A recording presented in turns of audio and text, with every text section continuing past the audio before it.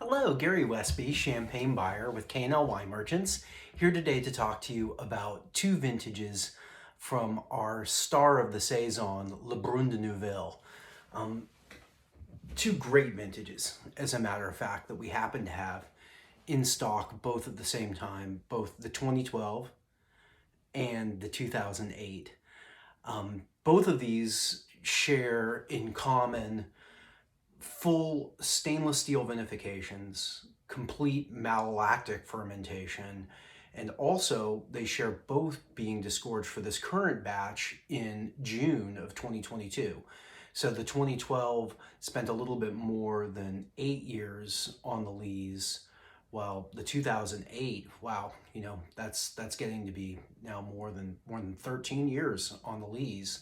So both disgorged at the same time, and really showing off the individual wonderful characteristics of these two very, very strong vintages, and also both extremely fairly priced at $50. So for less than the price of most of the famous names non-vintage, you can move into not just vintage, but two of the greatest vintages of my career. So these wines, they're both a very, very high percentage of Chardonnay. In the case of the '08 here, it's 96%, and then 4% Pinot. And in the case of the 2012, it's 97.5%, and then the balance being Pinot, just 2.5%. And when I asked the CEO, he quoted one of the old famous chef de caves of Champagne, who is reputed to have said the best of all Blanc de Blancs ever made are made after rinsing all of the hoses with Pinot Noir. So there you go, a pearl of wisdom from Champagne. So let's dive into these guys, starting with the 2012. I had a little nip of them earlier, and they're both showing very, very well. The area that these come from is the Saison, which is a little island between the Aube and the Marne. The first time I went there, I thought the GPS girl was trying to take me off the edge of the earth. I was just on this high plain, wind farms, and all of a sudden you make a turn and then you go into this this chalky valley just filled with waves of vines. Really, really neat place to visit, and neat place to go to for the first time. So you take a look at this one, just still star bright, barely a white gold. And the nose is so expressive of white fruits, white flowers, a little bit of baguette toast, but not toasty at all. Even at 10 years old, not a powerfully toasty style, but rather a very, very fresh style aromatically. In the mouth, I find more of that white fruit, those white flowers, a very, very nice sense of richness.